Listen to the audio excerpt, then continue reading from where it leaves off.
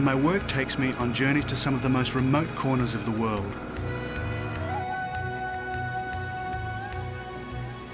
Now it takes me to a place where many have been afraid to visit, Iran. Now, Iran's not strictly at the ends of the earth, but because it's been effectively off-limits to so many Westerners for so long, it's still a land shrouded in mystery. My journey starts in the Iranian capital, Tehran, where I discover one of its more lethal amateur sports: extreme jaywalking.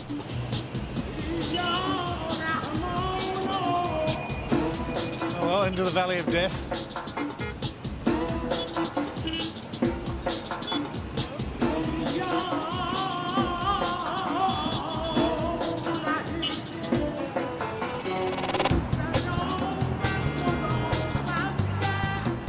This is a daily game of chicken between determined flesh and unrelenting steel.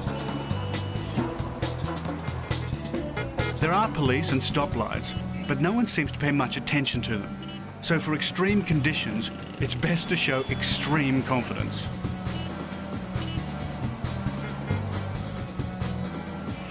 No, don't try that at home. God.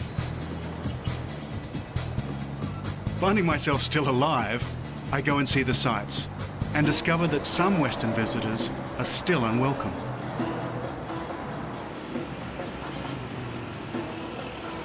These were the walls of the United States Embassy in Tehran. Behind them, a group of revolutionaries once held 52 Americans hostage for over a year.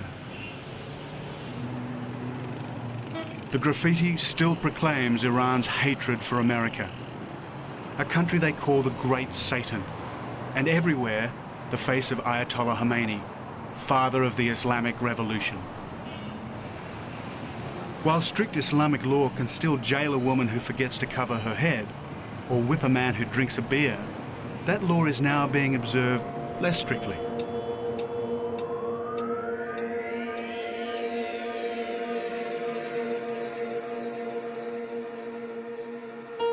The old Iran is re-emerging from behind the fundamentalist veil. An ancient land with roots reaching right back to the beginning of time.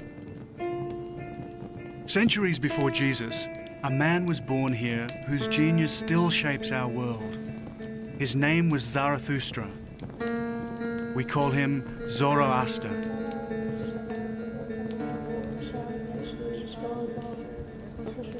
Fire was his fascination. In its flickering mystery, he saw things which few had seen before. A single supreme being. A heaven for the good and a hell for the wicked.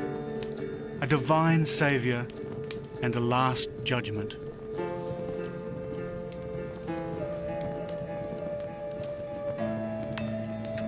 Jews and Christians have long embraced versions of these beliefs, beliefs which are still at the centre of our civilization today. So for me, this is as much a spiritual journey as a physical one, as I head into Iran's remotest corners in my search for Zoroaster's eternal flame. My route takes me northwest into the Elbrus, a long finger of mountains on the southern shores of the Caspian Sea. Here, I hope to catch a bus deeper into the mountains.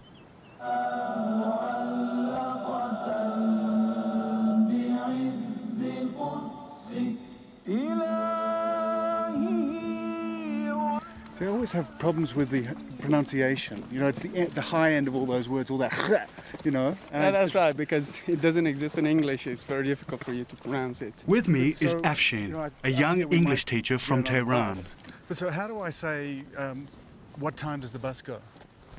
K otobus mire. K autobus mire. Yes, K means. Aside from his English, Afshin was also a bodyguard to an Iranian president. Not a bad skills combination. So I hire him as my translator. Salam. Salam. خسته نباشین. مرسی قربانم. خوبین؟ الحمدلله.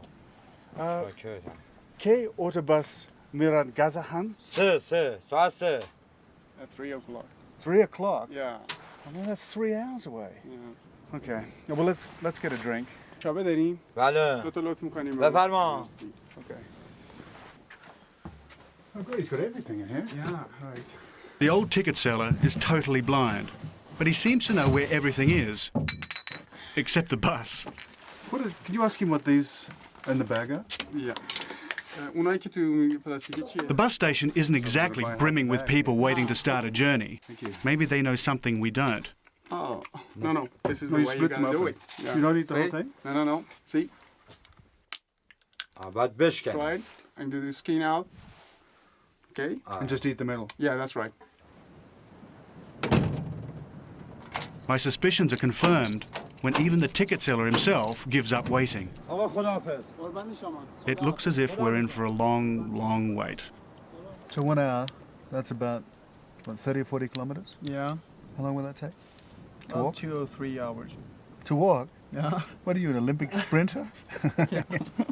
I think that's about a day's walk. Yeah. Well, maybe something will come along and we'll get a lift. Yeah.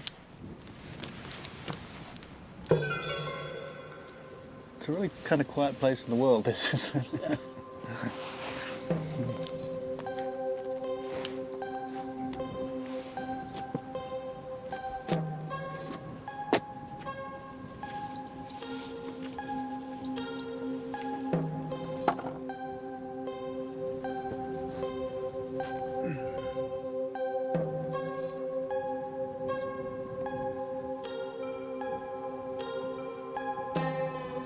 We're stuck in the middle of nowhere, an Islamic revolutionary nowhere. They may have been able to enforce Quranic law, but they can't make the buses run on time.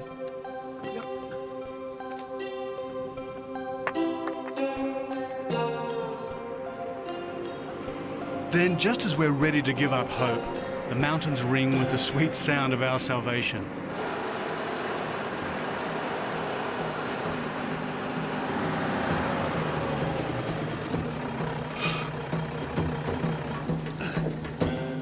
It's not a bus, just a kind truck driver who takes pity on us wayward travellers.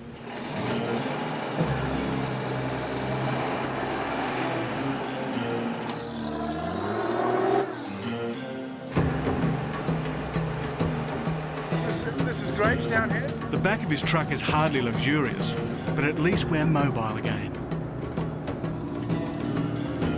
Yeah, this is great. I think we get out.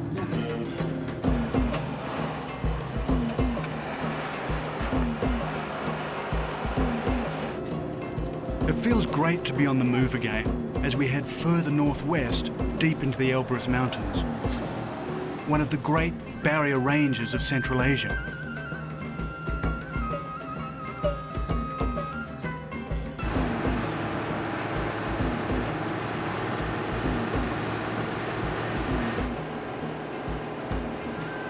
Some of these peaks are over 10,000 feet high. That's 3,000 meters. For centuries, the Elbrus have been a refuge for those who wanted to remain independent of cities on the plains. They've also been a sanctuary for anyone wanting to hide from authority or just wanting to be different.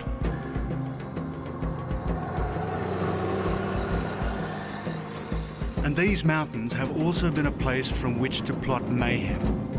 My journey's about to take me into the lair of the assassins and the fortress of a very dangerous man.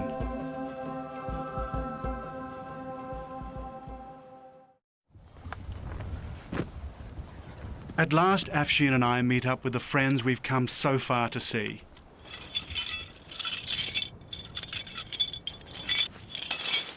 While Reza is an expert mountaineer, his mentor, Aziz, is a legend. One of only 4 Iranians who've conquered Mount Everest. What better people to have for my next mission?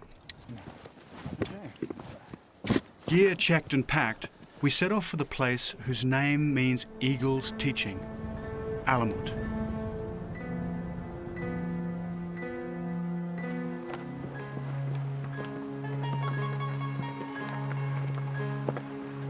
Alamut is a rocky skyscraper thrusting 3,000 feet into the air.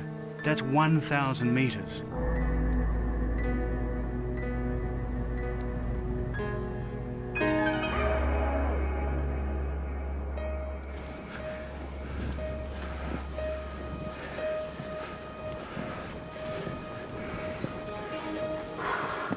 Maybe it's just the extraordinary shape, but as you toil up its slopes, you begin to understand why some people believe that certain spots on Earth possess uncanny powers.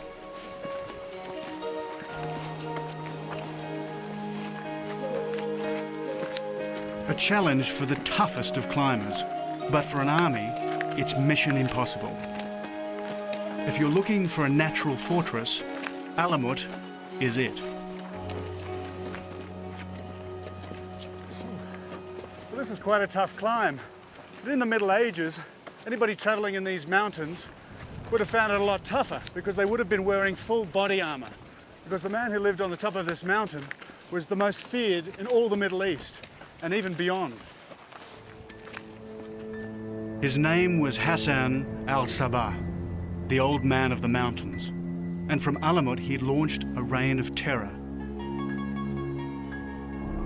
Back in the 12th century, the Turks ruled Iran and the Crusaders held Jerusalem. To battle these invaders, Hassan invented a new weapon.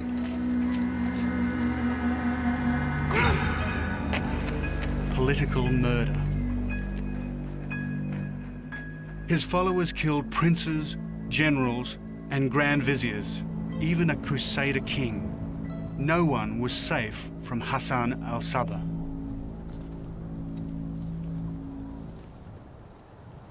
Tradition has it that he acquired such powers over his followers by drugging them with hashish.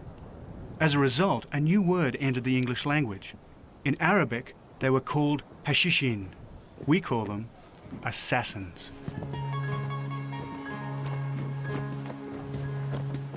And there's another story.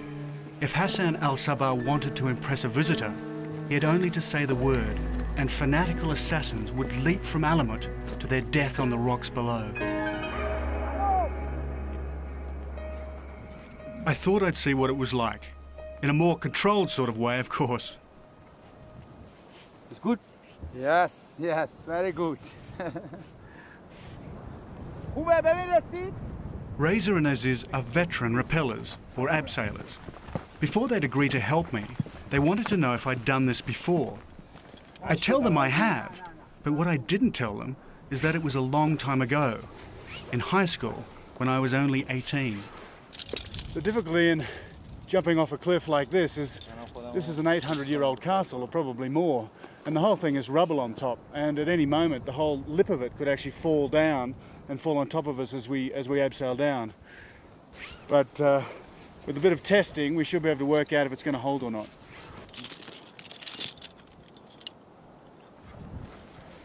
That's good. Okay.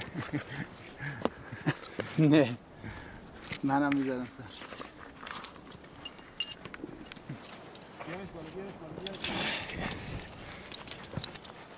Thank you.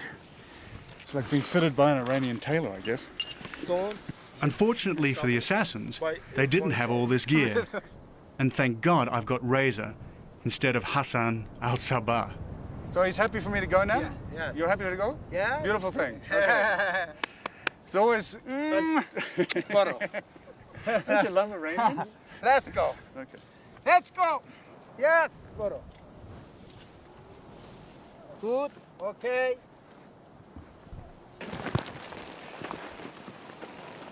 A little unfirm.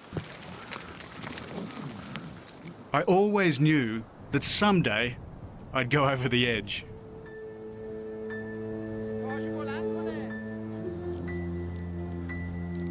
As I descend from Alamut, I must admit that thoughts of stoned assassins hurtling to their oblivion do pass through my mind. But of more concern are the stones from this crumbling fortress hurtling down by my head.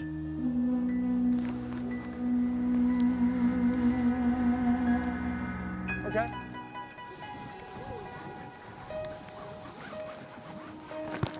The thing about doing this is that it's somewhere between fear and absolute elation.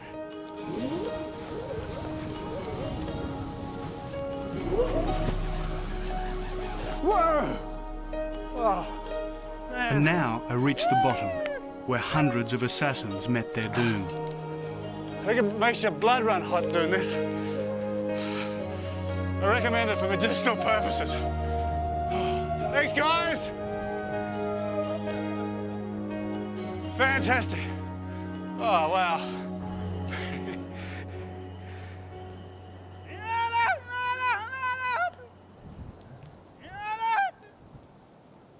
That evening, we build a fire in a cave from which it is said that Hassan al-Sabah once directed his campaigns of terror. Aziz sings songs about the mountains, and as darkness falls, our singing keeps the ghosts of Alamut at bay.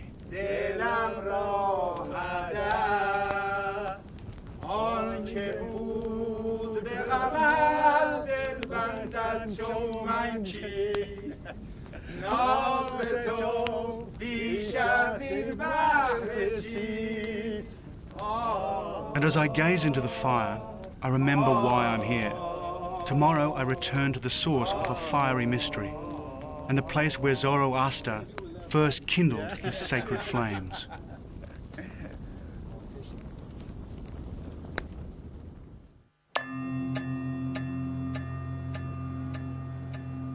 Further on into northwestern Iran, the snows from Central Asia sweep across the mountains as the winter temperatures plunge below zero. Now I head off alone on a personal mission to a place called Takht Solomon, Solomon's throne.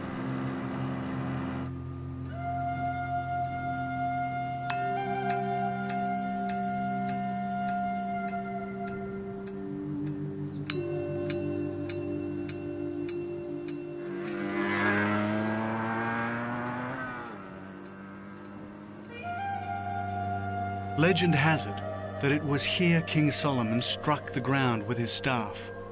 Instantly steaming water poured from the earth, and the Queen of Sheba was able to have a hot bath.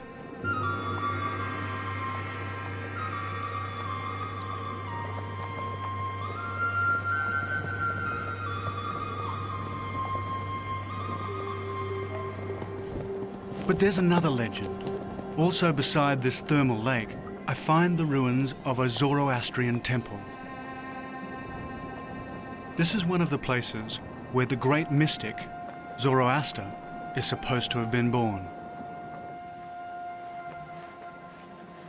In this pit, some of the most sacred fires of Zoroastrianism once burned. Eternal flames tended by priests called magis. Magic flames, for that's the source of the word magic. Flames never to be extinguished.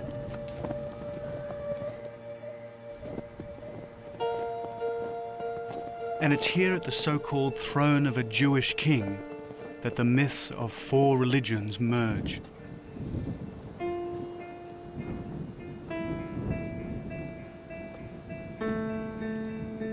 It was from here, 2,000 years ago, that three magi set off in search of a newborn child, guided by a star.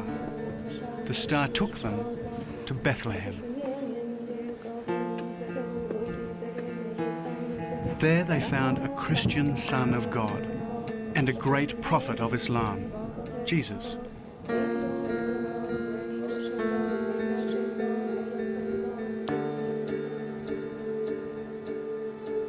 But further up the road, I go back another 1,000 years. This is the biblical land of Nod, where Cain slew Abel. The further I travel, the further back in time I seem to go. To the beginning of time itself, in fact. For somewhere around here is supposed to be the place where time began. The Garden of Eden. But the facts don't seem to match my expectations.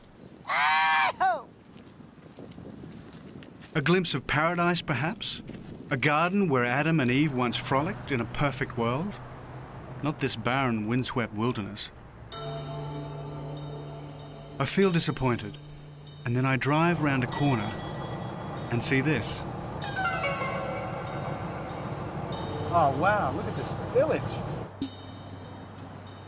It's a village carved from living rock, the home of the Iranian troglodytes. Eons ago, these bizarre conical shapes were formed by lava spewed from an erupting volcano. Here we are at Kandahar. And out of these rocks, they carved their homes, which is why it's called Kandavan. The word means the place that is dug. Something out of Spielberg.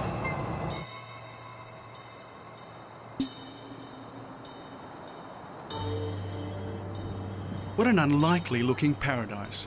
The last place you'd expect to find a Garden of Eden. It's time I took some photographs.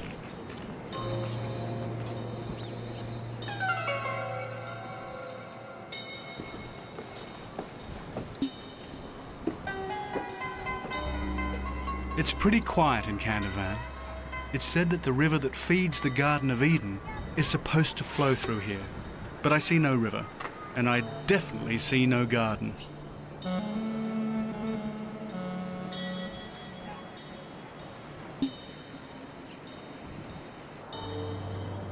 As I walk, I'm entranced by the fairy tale feeling of this place. I'm told people came to Kandavan because there aren't any snakes here. Now the Garden of Eden legend is really wearing thin, but I'm curious about what lies behind those walls. I'm David. David, بفرما چایی. Thank you, yes. The Iranians are incredibly hospitable, and I'm constantly being invited into their private homes. Oh, this is your family. بله. اینجا هم طبقه بالاست. And that's how I come to meet Mr. Hashim. آره. این هم هاشم. When you were much younger. من هستم هاشم. آره. And this is Mecca? مکه بابا. Uh-huh. بابام. من نرفتم. بابام رفته. Okay. اینم بابا و Your father? مرد. He's gone away. Right. Okay. Thank you هاشم. That was great. Adolphus. هی راستی. امشب بیا شام. مهمون ما. خونه ما. I don't understand. شام. Oh, dinner. آشوق. Yeah, that would be great. Okay. I think Mr. Hashim is Thank you. inviting me See to you. dinner. So that evening, I come back with my guide Afshin, پاییز. and Mr. Hashim's laid on quite a feast. So how is this made? بفرما. He's invited some shepherds to meet me, Musa and Rahim, so it isn't long before the conversation gets around to sheep. تو استرالیا هم گوسفند زیاده نه ازش Have you got بپرسین؟ any sheep in Australia? We've got more sheep than any other place on earth. از همه جای دنیا بیشتر ما گوسفند داریم. گوسفندا رو با اسب Millions and می‌چرونن millions and اونجا. millions. این میتونه برای من یه دونه آواز بخونه؟ Can you sing for us here? Can I sing for you? Later, I'll sing for you. بعدا براتون I'll sing some Australian songs. And then, with no ladies present, the conversation takes a rather masculine turn. Does he have a girlfriend? نامزد دارین؟ نه. No, he doesn't. Would he like to have a girlfriend? میگه دوست داری نامزد داشته باشین؟ آره. Why not? You ask a lot of questions about his girlfriend. So how about you? Do you have anyone, you know, you would like to get married or something? It's difficult for me because I travel so much.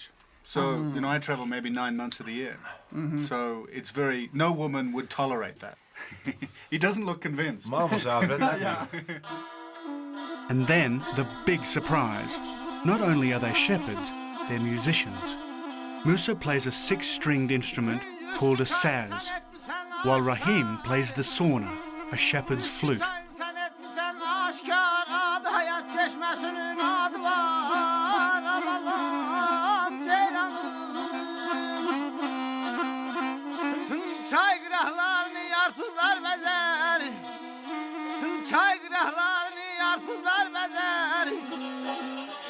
I never do learn exactly what they were singing. I wanted to ask when they'd finished, but they have other plans. Okay. چالم؟ Once a jolly swagman campfire billabong under the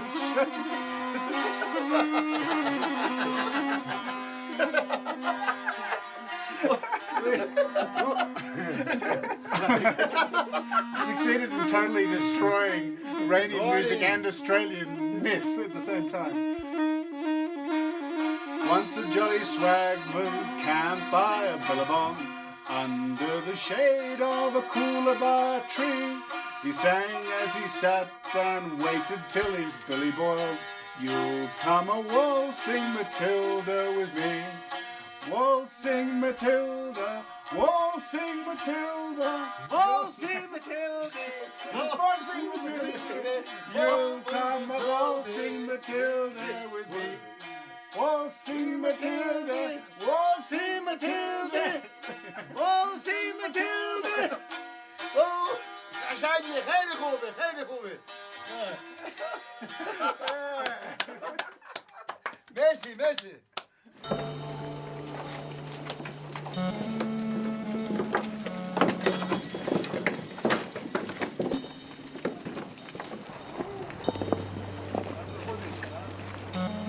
At sunrise, I'm up early, along with the rest of Kandavan, as flocks are driven out to pasture and people go about the business of another day.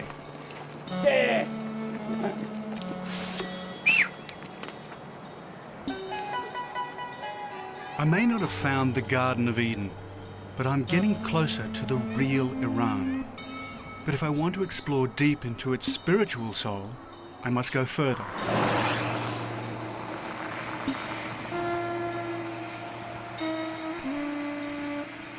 I'm about to drive to a beautiful city where I have an appointment with the warrior wrestlers of Esfahan.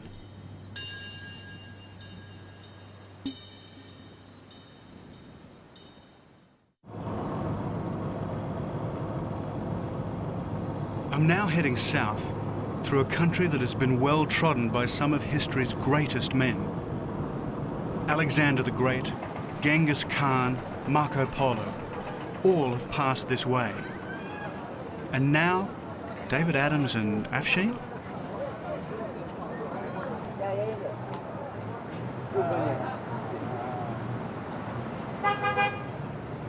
Yeah, our language is not Arabic. It's completely different with the Arabic language. It sounds very different. Yeah, it's completely different. But we use some of the Arabic words. Do you think it's a hard language to learn? No. It's very easy to learn. No. As we drive, Afshin does his best to teach me some of his own language, Farsi. So, what else would you like to know? Well, I'd like to know how to ask for a beer, but I can't get a beer in this country, can I? No. But if we're going into someone's home, what's the correct greeting? ببخشید Babakshit, مزاحمتون شدیم. Mozahamadin, شدیم. Shudim. Very good. ببخشید. Bakshi, ببخشید Babakshi. مزاحمتون شدیم. I'm never going to get this language. Language has never been my forte. My Farsi is terrible. His English is excellent. But I wonder what he's like at Australian. Don't come the raw prawn with me, sunshine. What? Don't come with me on the road, sunshine. Don't come Okay. the raw prawn. Don't come the road prawn. Raw prawn. Raw prawn. You know, like it's a shrimp that's not cooked. Yeah. Okay, raw prawn. Yeah, Don't raw come the raw prawn with me, sunshine. Don't Come. come the raw prawn with me, sunshine. You know what it means? No, I don't. It's kind of like don't pull my leg. You know someone is joking with you, and it's kind of saying, I know you're joking. Don't do it. Yeah, don't don't do it. come raw prawn with me, you Don't- sunshine. Yeah. As we mangle each other's languages, we arrive in one of Iran's most magnificent places of Islam, the holy city of Esfahan. Esfahan, Nesfa Jahan, the Iranians say. Esfahan is half the world, and on my first morning here, I'm inclined to agree.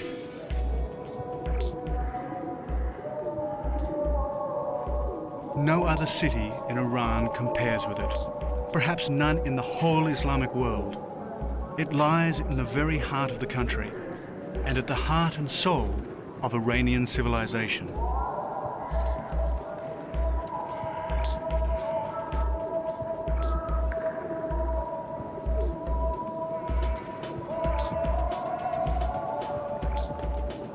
While Shakespeare was a struggling playwright and Sir Walter Raleigh had just set foot in Virginia, Shah Abbas was transforming Esfahan into Iran's new imperial capital. He designed it round a huge central square, still one of the largest squares in the world.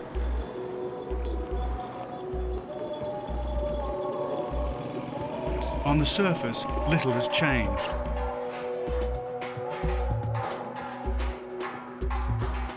In its bazaars, artisans still beat out copper bowls, as they've done for centuries. In Esfahan, I say goodbye to Afshin. Bye. See ya. Bye. He must return to his English students in Tehran.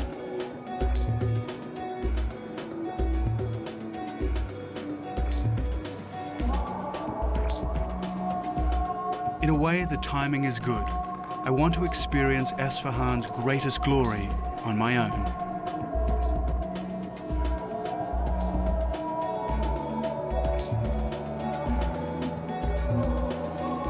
I've seen my fair share of wonders in my travels around the world, but the Imam's Mosque fills me with absolute awe. Completed in 1638, it took 26 years to build and remains one of the world's most perfect fusions of architecture and belief. Its acoustics are so good that its imams could preach to vast crowds here long before the invention of the microphone.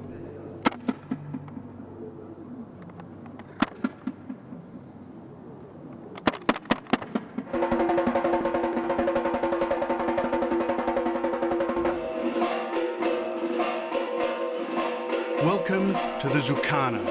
The name means the House of Power.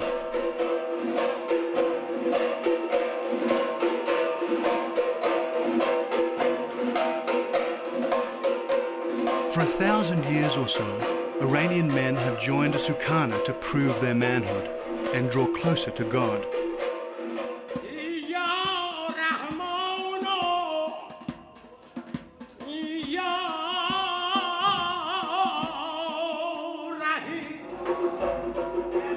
This isn't a gym. You just can't walk in and sign up. Happy hopefuls must spend at least a month watching, meditating, and deciding whether they're made of the right stuff.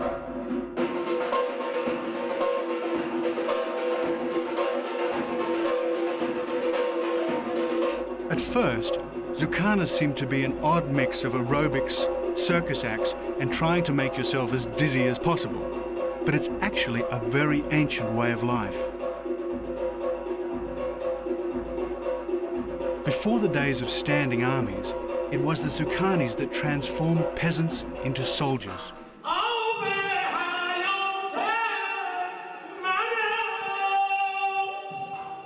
It's really an Islamic version of martial arts. Their trainer is also their spiritual leader.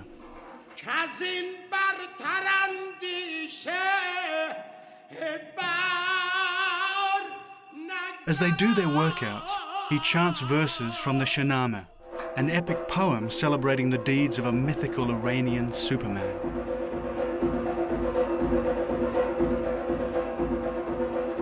Finally, the spiritual climax.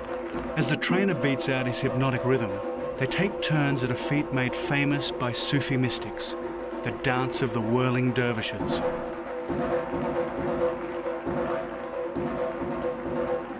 Sufis believe that as they dance, their souls leave their body and journey to God.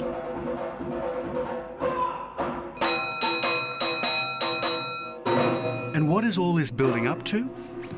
Wrestling, Iranian style.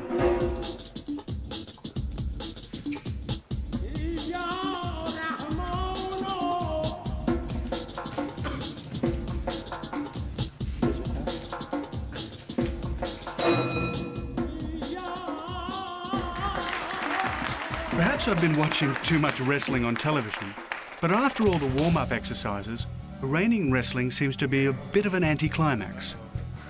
That's until I'm handed these. I've never wrestled before.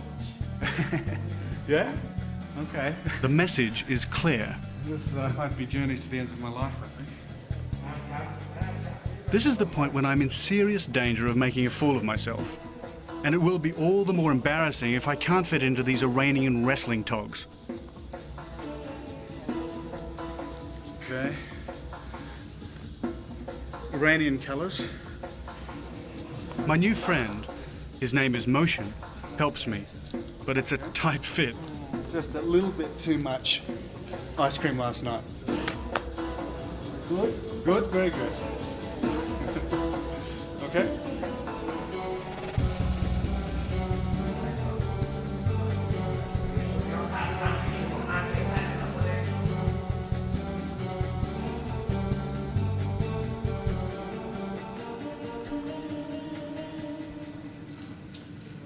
As we enter the ring, I pray that Motion won't be my opponent. But, of course, he is. This is waiting for death.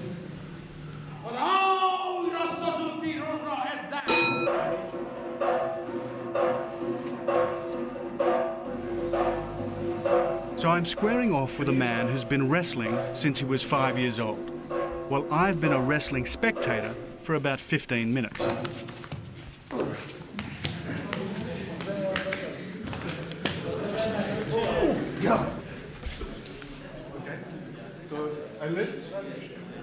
But for some inexplicable reason, I'm not rolling around on the floor. Maybe they don't want to embarrass me. This is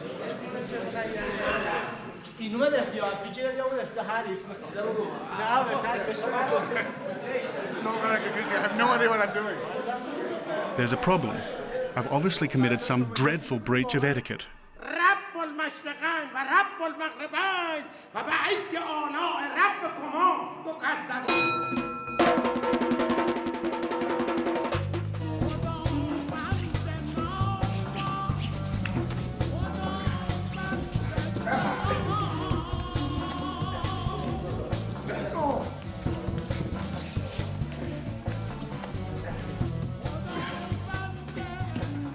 But after only a few minutes up against one of Esfahan's wrestling champions, the referee literally throws in the towel and declares the match a draw.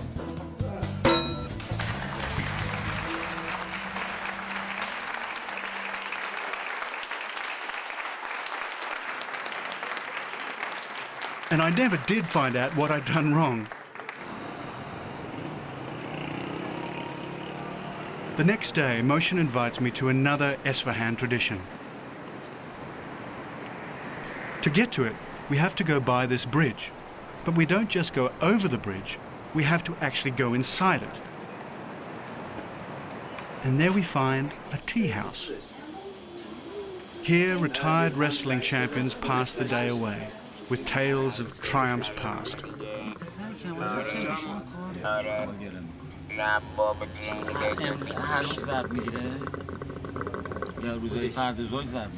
What is the name? Gawage. Makes you very strong. But I couldn't lift it, but you can do it very well. When our tea arrives, I discover that I have to learn to drink it all over again, Iranian style. And you swallow it? Or you keep it on your tongue?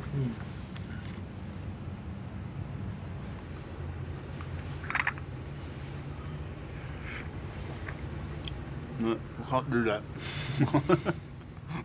Then, just when I've mastered tea drinking, the dreaded hookah arrives. Oh dear, this looks lethal. I feel like the caterpillar in Alice in Wonderland. This is tobacco. Ooh, I don't smoke, you know.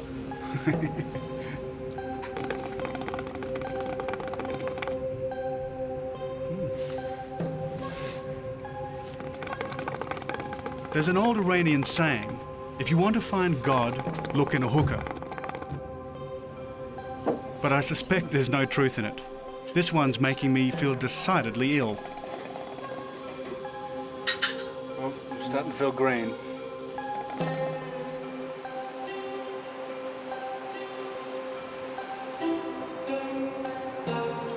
It takes me a few minutes to recover from the hookah, but its smoke has reminded me of my quest. Before I leave Esfahan, I've got one more stop to make.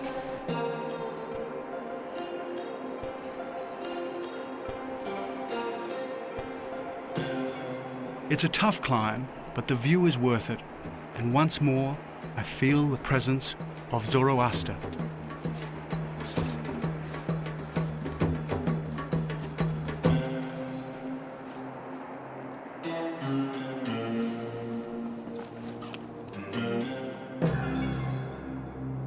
These are the ruins of an ancient temple, once more taking me back to a time that precedes Islam, where once the sacred flames burned.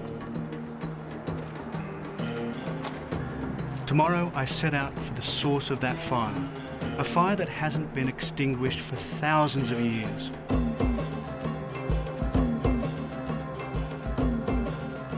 I have an appointment with the people of the flame.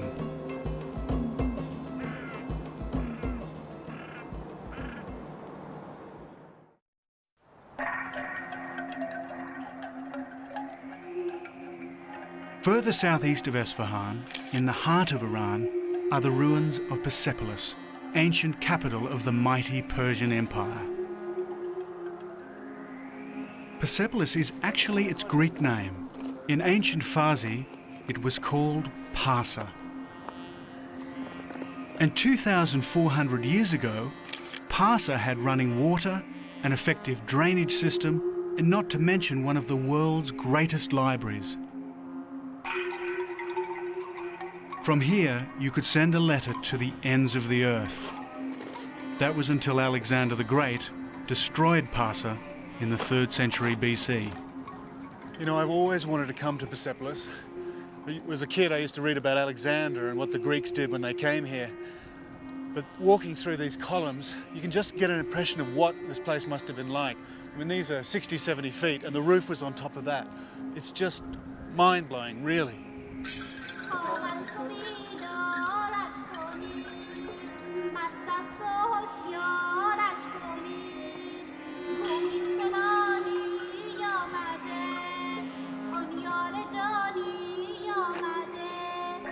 Persepolis, or Parsa, was also an important centre of the state belief, Zoroastrianism, which is the real reason I'm here. Near Parsa is a group of living Zoroastrians, worshipping before the tomb of a former Persian emperor, Darius the Great. It's a sign of a thaw in fundamentalist Iran. They were prevented from doing this until very recently. Ceremony. Thank you very much. It's very old. You are welcome to Iran. No? Yes, Thank of course. It's of 205,000 years ago. Really? 2,500 years ago, yes. This ceremony, it will be continued always. And over here, as you see, over there, you see the moon. This strange winged figure is the sacred symbol of Zoroaster's god. And as always, central to their worship is fire. Could you explain to me why you burn the fire every time that you pray? We believe in brightness. You see, always we must stand towards the light. The light. Makes no difference. Now there is sun, we can stand towards the sun. If there is no sun, we turn on the fire, and we always toward the light we stand. The light of Yes, moon, there should the be light of beam. star. Always So there it's should always be, warmth and light. Rays of fire, rays of sun, rays of whatever it is light. Towards the light we stand and pray. Because we believe that brightness brings happiness in life. That's a Due nice to way to that, look- yes, yeah. yes.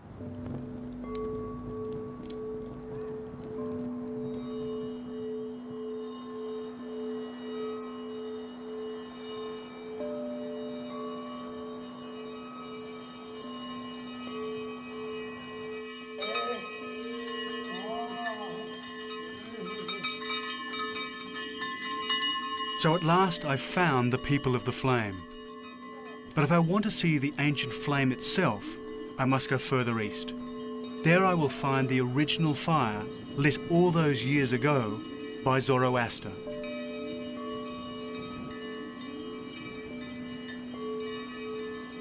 I want to travel through this country the way Marco Polo and the old silk traders did. It has to be by camel.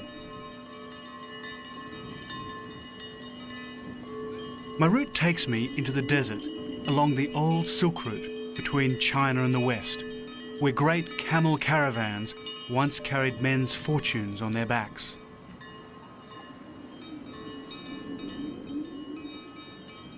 If Marco Polo were alive today, he'd find this valley unchanged. As I travel through these vast primordial spaces, I've almost forgotten the 21st century exists.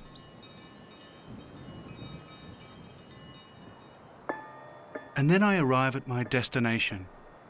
It's called Chak Chak, a cluster of buildings embedded into a massive mountain.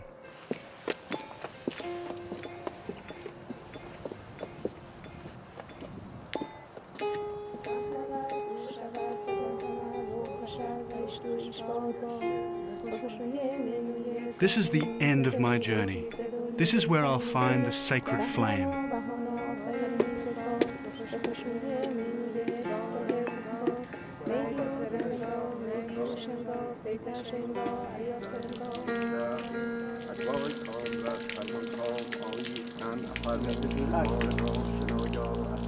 Chak is one of the most important of all Zoroastrian shrines. Anyone entering it must be purified.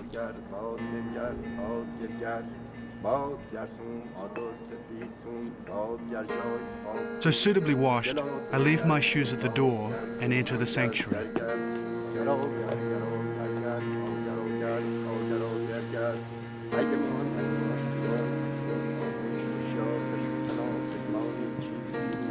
And there before me is the flame I've come all this way to see.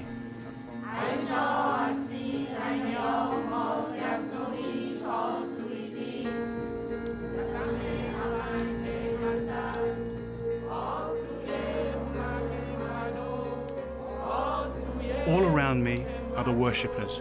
I don't understand the words, but in their faces I see something that needs no translation. And now I gaze at a fire that's been burning for nearly 2,500 years, never extinguished.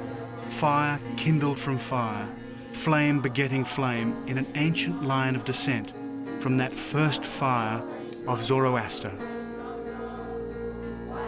I'm staring at their gift of God.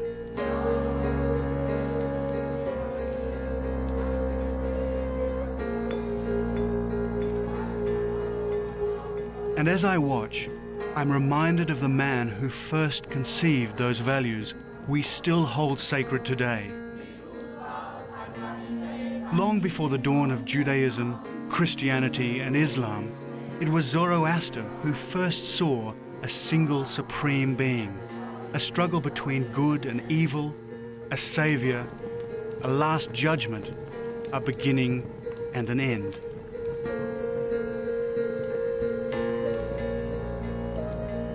And he saw it all in a flame, the flame into which